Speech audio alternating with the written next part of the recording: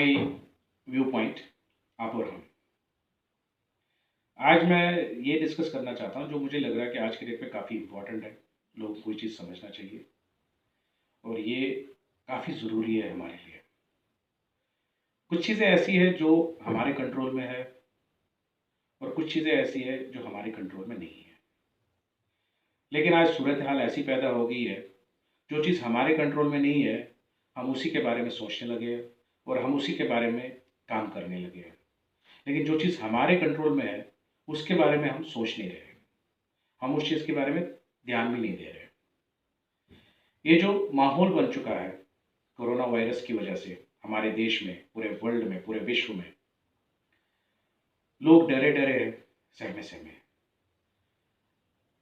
डरने की कोई ऐसी चीज़ है नहीं। डरना किस चीज़ से?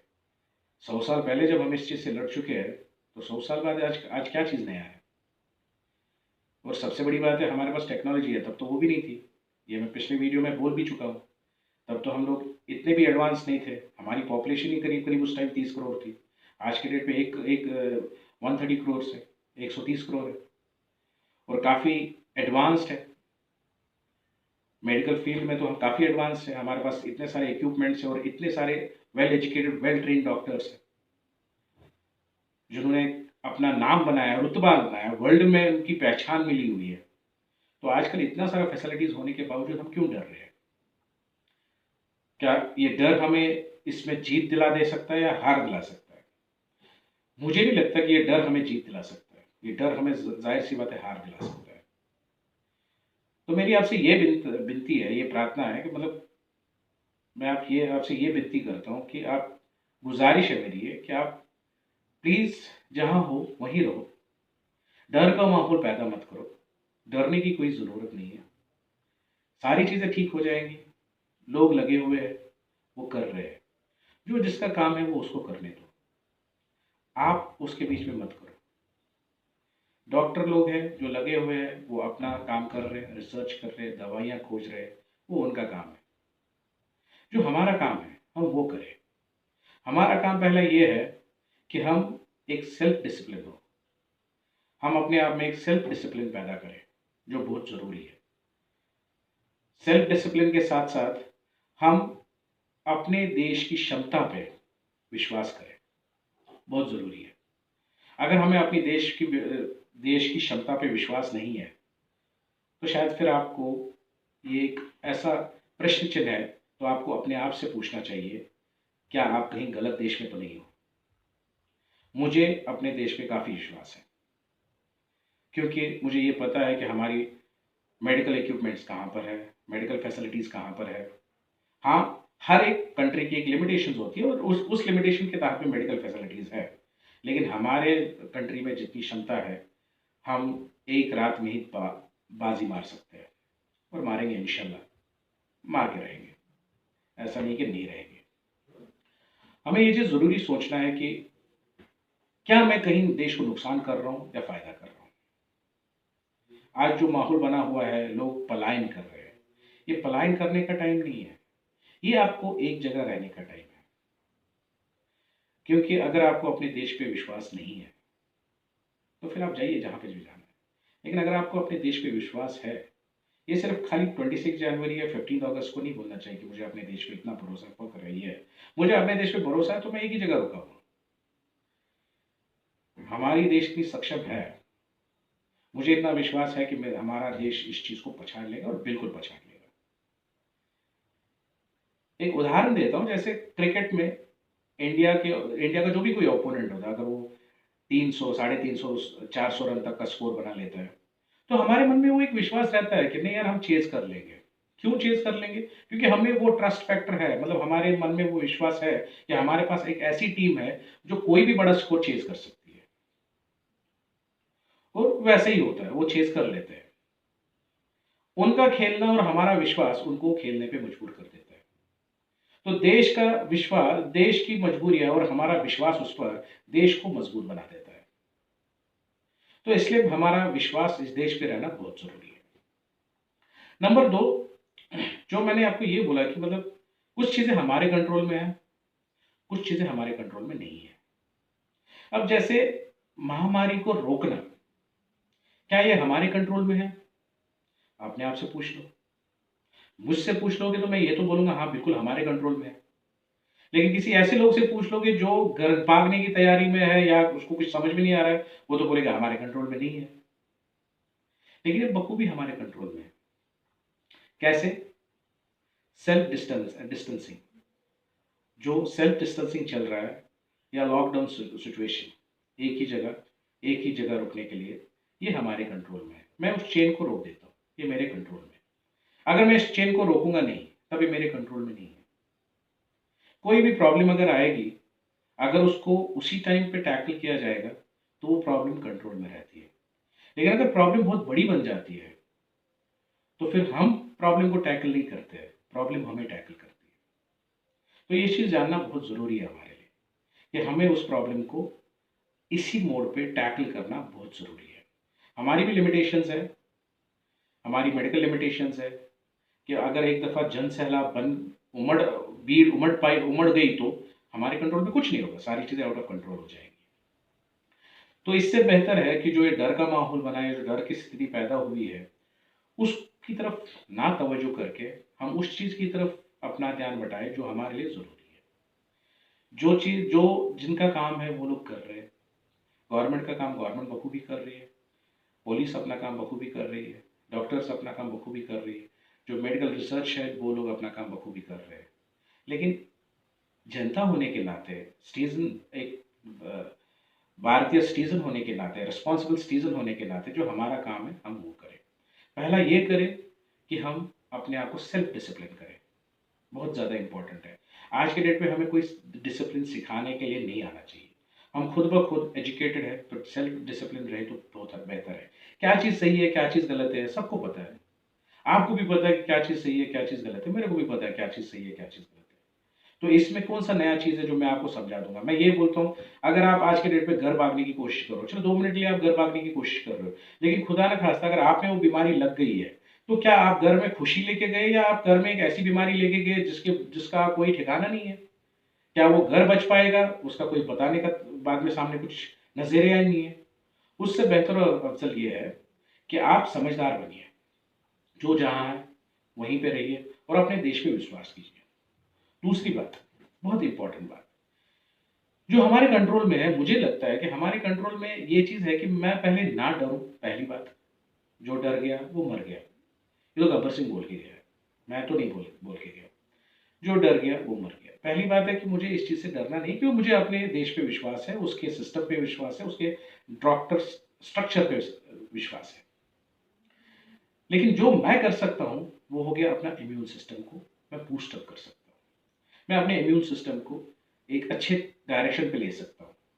हो सकता है मेरी जो मतलब मेरा रहन सहन या पिछला जो, जैसे मैं बिफोर कोविड-19 जो मेरा लाइफस्टाइल था, हो सकता है उसकी वजह से इस पे कुछ इम्पैक्ट आ गया होगा। लेकिन ये एक अच्छा टाइम है जब मैं इस चीज़ को वापस सोच के इस चीज़ पे मतलब इस चीज़ की तरफ तवज्जो तवज्जो दे के मैं इस चीज़ को और अपना इम्यून सिस्टम बेहतर बना सकता हूँ। तो काफ़ी सारा पढ़ा मैंने इम्यून सिस्टम में, काफ़ी सारी जगहों पे मेडिकेशंस पे है, सप्लीमेंट्स है, फूड है, ये है।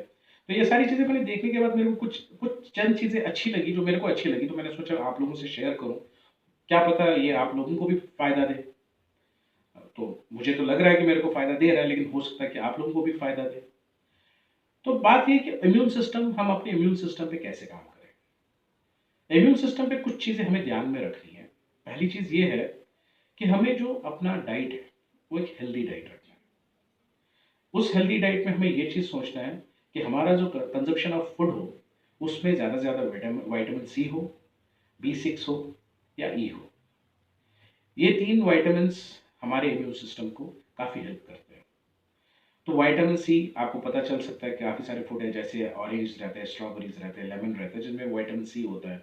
फिर B6 रहता है जो प्रोटीन डाइट रहता है, तो ऐसे ही विटामिन ई है।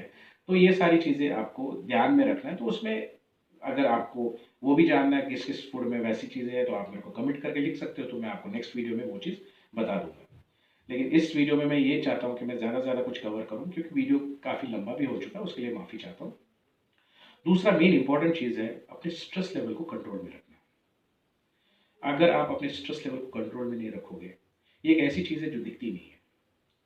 स्ट्रेस लेवल को किसी तरीके से मेजर नहीं किया जा सकता है कि आप में कितना स्ट्रेस है। ये तनावपूर्ण जो स्थिति है, इसमें मेजरिंग टूल है नहीं। इसमें सिर्फ एक ही चीज़ है कि आपको लगता है कि स्ट्रेस है। लेकिन ये जो लॉन्ग टर्म स्ट्रेस होता है, ये इंसान को काफ़ी इम्पैक्ट करता है। ये इंसान को खा जाता है, अंदर ही अंदर खा जाता है। जब इंसान को एक तनावपूर्ण स्थिति आती है, उसके अंदर एक हार्मोन रिलीज होता है जिसको हम कॉर्टिसोल बोलते हैं, CORTISOL। ये कॉर्टिसोल हार्मोन जो रिलीज होता है, अगर ये ज़्यादा मिकदार में रिलीज हो जाता है, तनावपूर्ण मतलब स्थिति पैदा हो जाती, तो ये काम नहीं करता है। तो आपका इम्यून सिस्टम फंक्शन नहीं कर पाता है, ये इम्यून सिस्टम को डेवलप होने नहीं देता है, काम करने नहीं देता है। तो इसको कैसे हम वर्कआउट करें, इसमें सबसे बेस्ट ये है कि आप रिलैक्स्ड हो जाओ, काम एंड कंपोज हो जाओ। आपके लिए आज के दिन में बहुत सुनहरा टाइम है, चाहे कुदरत ने दिया है या किसी चीज़ ने दिया है, लेकिन आपके लिए एक बहुत सुनहरा टाइम दिया है कि ये जो लॉकडाउन सिचुएशन आई है, आपको एक रिलैक्स्ड होने का मौका दिया है, जो शायद 100 साल बाद ही आ चुकी है आज के डेट पे लोगों के पास। इससे पहले तो ये थी नहीं। तो इसका भरपूर फायदा उठाइए, अपने स्ट्रेस लेवल को कम कीजिए, सो दैट ये जो हार्मोन है आपको हेल्प करे आपके इम्यून सिस्टम को स्ट्रांग करने के लिए। तीसरी तीसरी चीज है जो बहुत ही इंपॉर्टेंट मैं खुद मानता हूं, एक अच्छी नींद, सोना, गुड क्वालिटी स्लीप। बहुत सारे जानकारों का मानना है कि इंसान को करीब करीब 7 घंटे सोना है। तो 7 घंटे सोने का मतलब ये है 11 से 6 बजे तक सोना चाहिए, क्योंकि सुबह का जो अर्ली मॉर्निंग रहता है बहुत सही रहता है, उस टाइम काफ़ी एक पॉजिटिव वाइब्स होते हैं।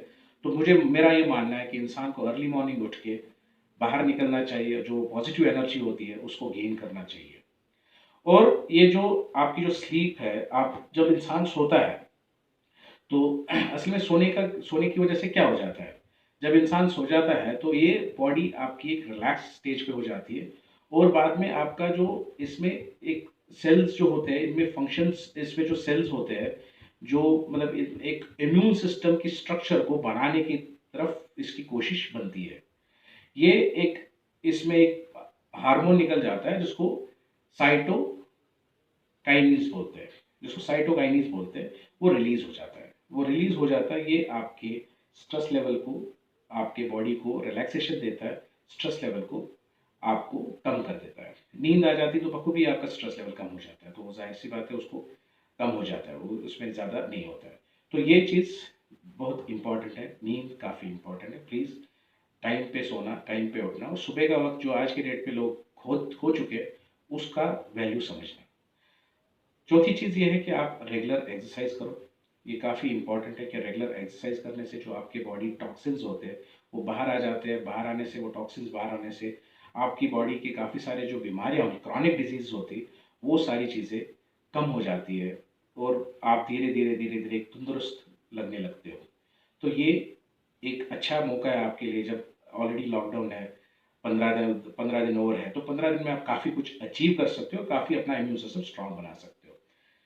पांचवा है कंजप्शन ऑफ अल्कोहल, जितना कम कर सकते हो, क्योंकि जितना आप ज़्यादा कंज्यूम करते हो उतना आपके बॉडी को स्ट्रेस लेवल बढ़ जाता है कि उस चीज़ को डिटॉक्सिफाई करने के लिए उसको इतना एनर्जी लग जाती है, तो कि वो इम्यून सिस्टम पे काम नहीं करता।